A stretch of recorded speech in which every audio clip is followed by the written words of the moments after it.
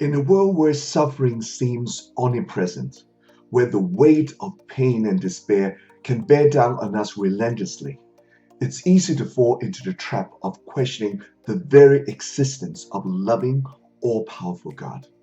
The age-old critique goes like this: if God is truly all loving, all powerful, and all good, why does suffering exist?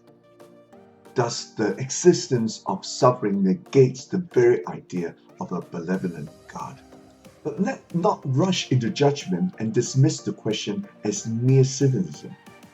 Let's explore deep into this profound issue, for it's a question that resonates with people of all faith, including Christians, atheists, and those who believe in other belief systems. Suffering, after all, is a universal human experience that knows no boundaries. Whether we face anxiety, illness, depression, the loss of loved ones, or witness the turmoil of political or economic crisis, suffering touches all of us. It's an inescapable reality. To address the challenge that suffering poses to our understanding of God, we must first acknowledge the importance of providing a response that is not just intellectually coherent, but also emotionally satisfying and existentially compelling. After all, faith should not be divorced from the struggles and questions of our lived experiences. As Christians, we are certainly no strangers to suffering. In fact, our faith acknowledges the reality of suffering, and Jesus himself, in his teachings, was unflinchingly honest about the costs of discipleship. Matthew 16, verse 21 to 28. This acknowledgement reminds us that being a Christian does not grant immunity from suffering. So, how can we reconcile the existence of suffering with the idea of a loving God? Let's explore this through three key facets of God's nature. A God of love. God is not merely a loving deity, he is the very embodiment of love itself. 1 John 4:8.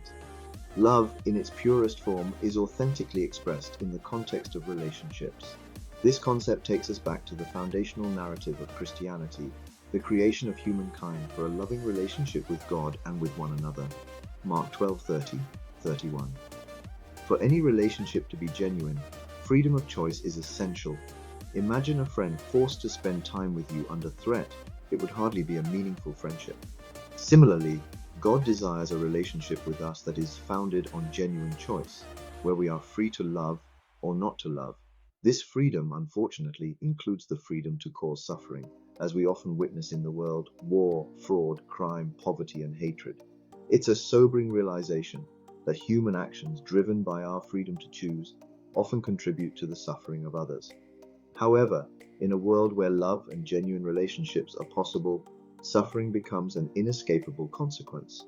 An all-knowing God, God's knowledge surpasses our understanding.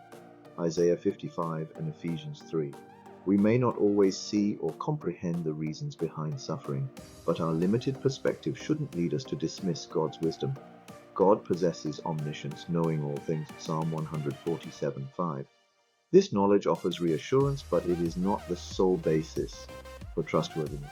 To truly trust someone, they must demonstrate more than just possessing information. They must act in a manner that proves their trustworthiness. A suffering God.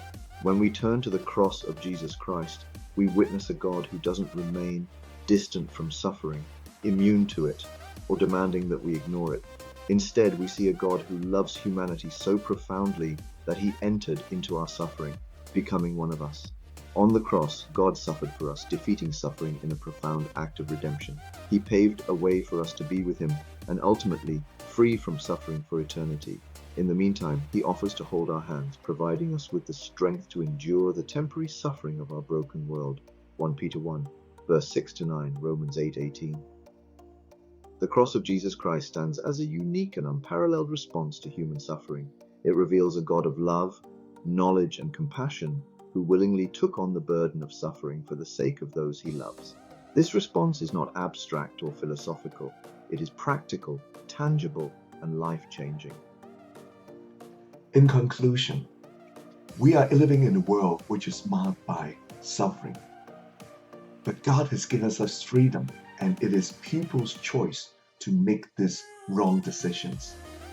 God knows it all, and He knows our future. He promised there will be justice at the end.